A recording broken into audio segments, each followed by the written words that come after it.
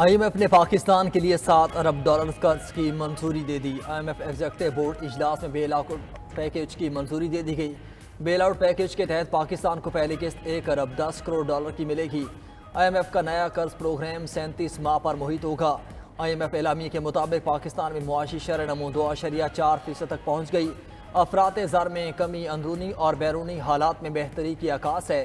نئے قرض پروگرام کا مقصد میکرو اکنامک استحکام کی بحالی ہے۔ پاکستان کو ٹیکسز کا دائرہ کار بڑھانا ہوگا، سرکاری اداروں میں اصلاحات کرنا ہوں گی۔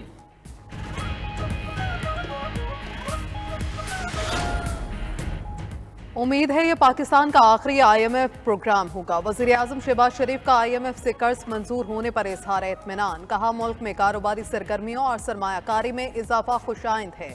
معاشی ترقی کے اہداف کے لیے محنت جاری رکھیں گے۔ وزیر اعظم کا IMF سے قرض کے اصول میں معاونت پر دوست ممالک کا شکریہ۔ آرمی چیف سید عاصم منیر، وفاقی وزراء اور پوری معاشی ٹیم کا شکریہ ادا کیا۔ وزیر اعظم شہباز شریف کی ورلڈ بینک کے صدر اجے بنگا سے بھی ملاقات۔ صدور ورلڈ بینک نے کہا پاکستان کی مائکرو اکنامک اصلاحات قابل تعریف ہیں، ہم ملک کی ترقی کے پارٹنر ہیں۔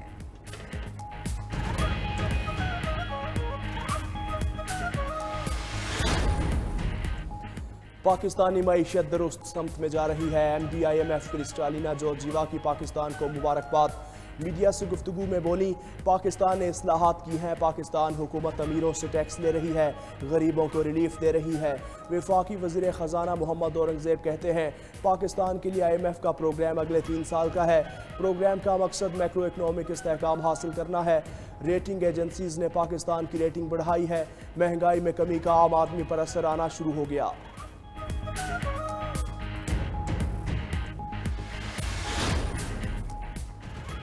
IMF سے $7 ارب قرض کی منظوری کے مثبت اثرات نظر آنے لگے۔ پاکستان سٹاک مارکیٹ میں تیزی کا رجحان۔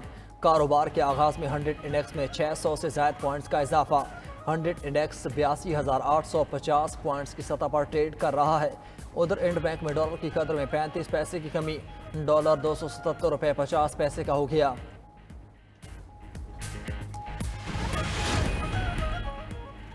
IMF سے معاہدہ ہونا اچھی بات ہے، اس کے علاوہ کوئی چوائس نہیں تھی۔ سابق وفاقی وزیر خزانہ اسد عمر کہتے ہیں IMF معاہدے کے بغیر آگے نہیں چل سکتے۔ آج سے 1 سال پہلے کی نسبت معاشی حالات بہتر ہیں، بہت سارے اچھے اشاریے نظر آ رہے ہیں۔ امید ہے گروتھ کے حوالے سے بھی اگلے 3 سے 4 ماہ میں بہتری آئے گی۔ سیاسی عدم استحکام معیشت کے لیے سب سے بڑا خطرہ ہے۔ وزیر اعظم کے کڑے فیصلے عوام کے لیے تھے، کڑے فیصلوں کا بوجھ غریب عوام پر برداشت کیا۔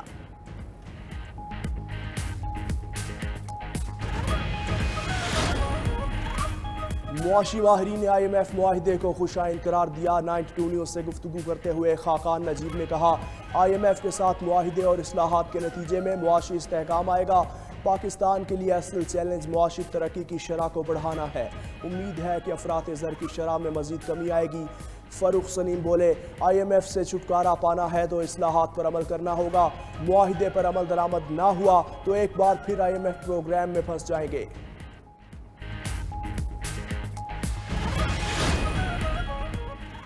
آزاد فلسطین کے بغیر خطے میں امن قائم نہیں ہو سکتا۔ وزیر اعظم شہباز شریف کی فلسطین میں اسرائیلی مظالم کی شدید مذمت۔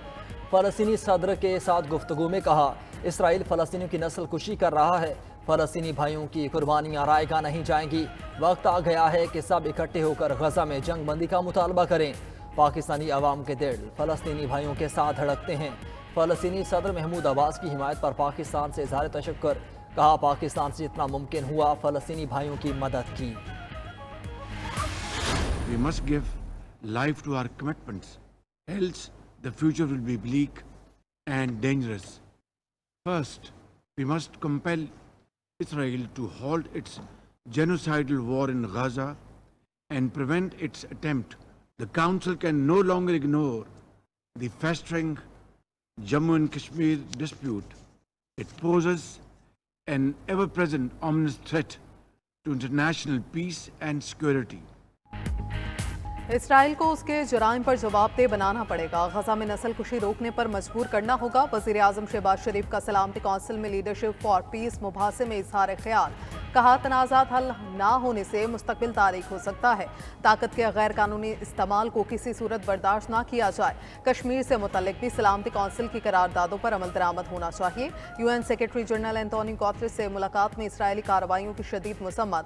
फ़लस्तीन में फौरी और गैर मशरूत जंग बंदी का मुतालबा। वज़ीर आज़म शहबाज शरीफ की न्यूयॉर्क में दीगर आलमी रहनुमाओं से भी मुलाकातें। ईरानी सदर मसूद पज़ेश्कियान, कुवैत के वली अहद शेख सबा अल खालिद अल हमद अल मुबारक अल सबा और बांग्लादेश के chief adviser professor doctor Mohammad Yunus भी मिले।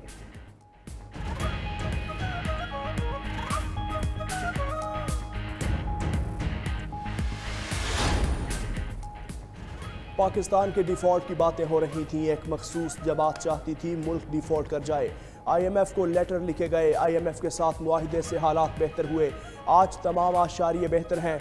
वज़ीर इत्तलात अताउल्लाह तारड़ की न्यूज़ कॉन्फ्रेंस। कहा पाकिस्तान की मुआशी हालत और खारजा पॉलिसी बेहतर हो रही है। महंगाई सिंगल डिजिट पर आना खुशाइंद है। दहशत गर्दी के खात्मे के लिए मुतअद्दिद इक़दाम किए गए। वज़ीर आज़म की आलमी रहनुमाओं से मुलाकातें मुफीद रहीं। वज़ीर आज़म ने लबनान में फौरी जंगबंदी पर जोर दिया।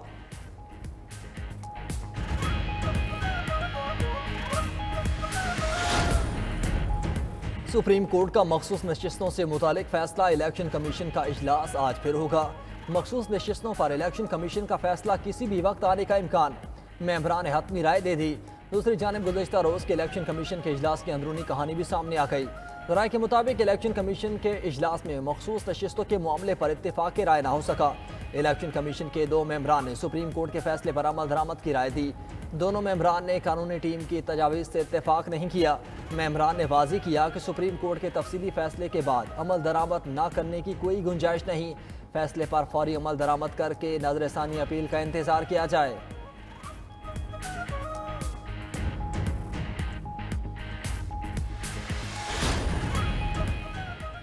चीफ इलेक्शन कमिश्नर ने रियासती इदारे को सियासी जमात में बदल दिया। मुशीर इत्तलात खैबर पख्तूनख्वा बैरिस्टर सैफ ने कहा इलेक्शन कमीशन बहाने ढूंढने के लिए इजलास पर इजलास बुला रहा है।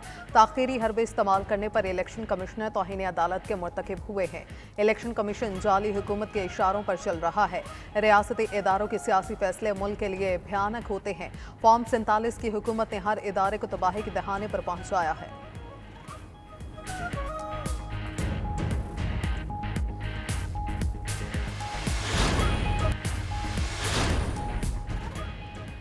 मौलाना फजलुर रहमान ने आईनी अदालत के क़याम की हिमायत कर दी। इस्लामाबाद में सहाफ़ियों से गुफ्तगू में सरबराह UIFA ने कहा ख्वाहिश है कि आईनी तरमीम इत्तेफाक की राय से मंजूर हों। किसी शख्स के लिए तरमीम के हक़ में नहीं। एक्सटेंशन मफादात की बुनियाद पर नहीं, ज़रूरत की बुनियाद पर होनी चाहिए। इफ्तिखार चौधरी के लिए सब ने जिदोजहद की, लेकिन साबिक चीफ जस्टिस ने सब का जो हशर किया वो सामने है। चाहते हैं मफादात से बालातर होकर वसी तर कौमी मफाद में तरमीम हो।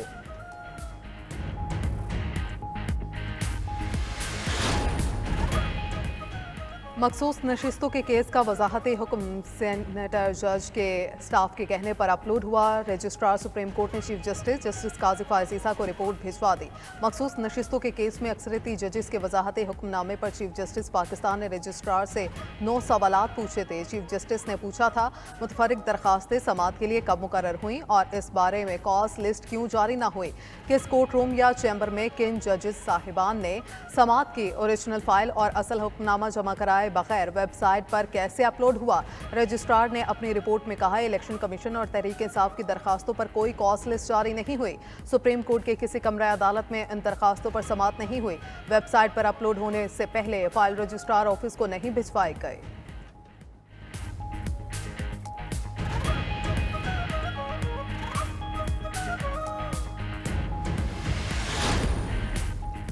सेनेटर इरफान सिद्दीकी कहते हैं बानी PTI ने कहा कि जस्टिस मंसूर अली शाह की हिमायत करते हैं।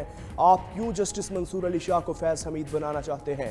जस्टिस मंसूर अली शाह आपके कहने पर नहीं बल्कि अपनी इस्तेदाद पर चीफ जस्टिस बनेंगे। मखसूस नशिस्तों के फैसले में इबहम है। अदालती फैसले ने मखसूस नशिस्तों के फैसले को मजीद उलझा दिया। मुल्क की सबसे बड़ी अदालत ने आइन के तहत ही काम करना है। जब आइन की पासदारी ना हो तो हम कहाँ जाएं? अदलिया का काम आइन की तशरीह करना है।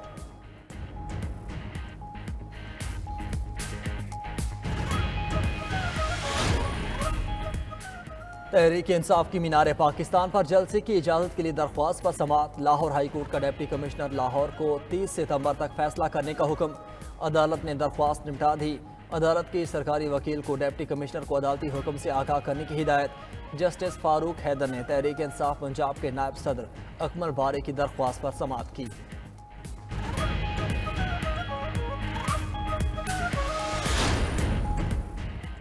سندھ ہائی کورٹ میں لاپتہ افراد کی بازیابی سے متعلق درخواستوں پر سماعت۔ جسٹس نعمت اللہ پھلپوٹو نے دوران ریمارکس میں کہا 80 سالہ بزرگ کا بیٹا 10 برس سے لاپتہ ہے۔ تفتیشی اداروں کی سنجیدگی کا یہ عالم ہے کہ ابھی تک JIT رپورٹ پر دستخط نہیں ہوئے۔ لاپتہ 8 سالہ ظہیر کی بازیابی کے لیے کیا اقدامات کیے ہیں؟ عدالت کا لاپتہ شہریوں کی بازیابی کے لیے اقدامات جاری رکھنے کا حکم۔ درخواستوں کی مزید سماعت 4 ہفتوں کے لیے ملتوی۔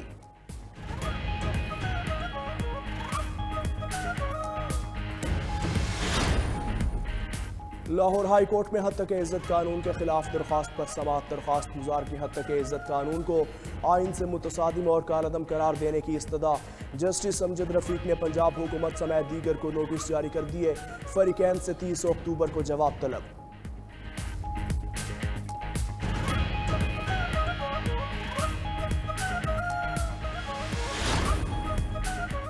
ملک کے بیشتر شہروں میں آج سے بادل برسنے کا امکان۔ اسلام آباد، خیبر پختونخوا اور پنجاب کے علاقوں میں موسلادھار بارشوں کی پیشگوئی۔ بڑے شہروں میں اربن فلڈنگ کا خدشہ، کئی علاقوں میں ژالہ باری بھی متوقع۔ لاہور، گجرات، میاں والی، فیصل آباد، جھنگ، پشاور، سوابی، مردان، مانسہرہ، مالاکنڈ، باجوڑ میں بادل جم کر برسنے کا امکان۔ لینڈ سلائیڈنگ اور ندی نالوں میں طغیانی کا خدشہ۔